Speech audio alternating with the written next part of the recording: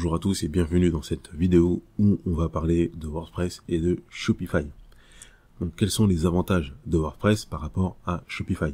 Alors tout simplement, WordPress à la base a été conçu donc pour réaliser en fait des blogs, des sites vitrines pour les sociétés, des blogs personnels, mais également on a effectivement donc un plugin qui s'appelle WooCommerce qui vous permet de réaliser des boutiques en ligne. Donc l'avantage de WordPress en fait c'est qu'il est assez souple. Vous pouvez faire vraiment en fait beaucoup de choses avec beaucoup, on va dire, de liberté, notamment grâce à des builders, ce qu'on va appeler donc, par exemple Elementor, qui est un builder en fait de WordPress. Donc ça il va vous aider en fait à construire votre site avec un système en fait très très facile de drag and drop, sans avoir à coder, sans avoir de connaissances en codage. Donc ça c'est vraiment en fait très bien. Voilà, il suffit de passer un petit peu de temps pour pouvoir se l'approprier. Donc ça, c'est un avantage du côté en fait WordPress. Un des désavantages, il faut aussi une petite partie technique parce que vous devez à la base choisir en fait un hébergement. Ensuite, vous devez installer WordPress. Voilà, vous devez installer WordPress, vous devez aussi le maintenir avec des mises à jour, etc. Mais c'est pas trop lourd. Aujourd'hui, on va dire pour apprendre sur WordPress, c'est relativement facile.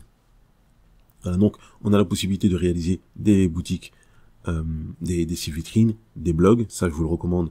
Donc, je vous recommanderais d'utiliser WordPress.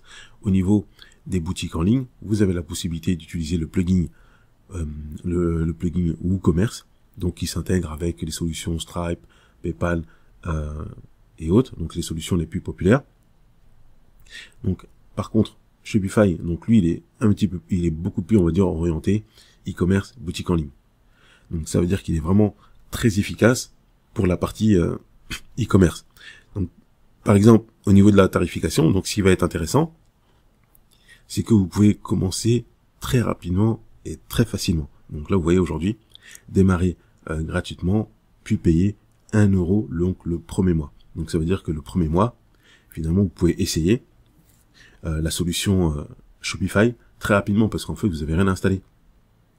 Vous pouvez commencer directement en fait à paramétrer votre boutique en ligne, à commencer à travailler votre page d'accueil, la page de produit, etc. Donc là, vous êtes vraiment en fait dans le vif du sujet le premier mois. Et vous pouvez arrêter vraiment très facilement. Ça, c'est un des avantages de Shopify. Ensuite, vous allez passer à un forfait de 27 euros par mois. 27 euros par mois. Ça, c'est avec les fonctionnalités en fait de base. Donc c'est vraiment facile à prendre en main. Il y a plein de vidéos sur internet, vous pouvez le prendre en main très facilement. Donc le premier mois, mais après vous allez avoir besoin, là je vais mettre le paiement mensuel, donc ça veut dire que vous allez être à 36 euros par mois. Voilà, donc avec des commissions. Voilà. Donc là vous allez commencer à 36 euros à partir du deuxième mois, mais il faut savoir que ça c'est avec les fonctionnalités en fait de base. Après derrière vous allez devoir ajouter des éléments en plus, des plugins en fait qui vont vous aider à embellir finalement votre boutique et être un petit peu plus efficace. Donc très facilement, vous pouvez arriver en fait à 50 euros par mois, ça va vraiment très vite. Voilà. Après l'avantage c'est que vous pouvez mettre Shopify en pause assez facilement, vous pouvez l'arrêter assez facilement et donc il y a aussi donc des thèmes qu'il faut installer donc pour paramétrer votre boutique. Pour faciliter, pour aller plus vite, il y a les thèmes gratuits, il y a les thèmes qui sont payants. Mais en général, les bons et les beaux thèmes, donc ils vont être payants. Vous en allez avoir à 100 euros, 200 euros, 300 euros. Voilà, donc ça monte assez vite. Donc je dirais l'avantage de Shopify, c'est tout simplement la facilité de prise en main. Alors, donc on est dédouané on va dire, d'une bonne partie technique, alors que WordPress va coûter moins cher.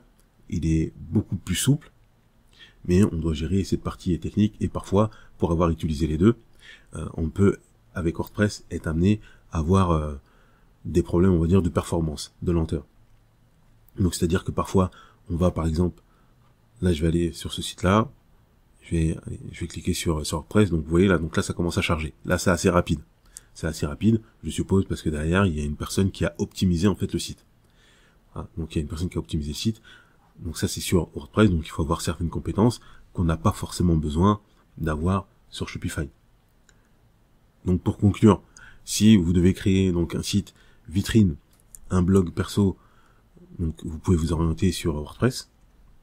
Si vous devez créer une boutique en ligne, donc moi je vous dirais potentiellement de commencer avec Shopify. Vous pouvez très bien le faire aussi avec WordPress. Moi je l'ai déjà fait, donc avec des boutiques effectivement qui ont fonctionné.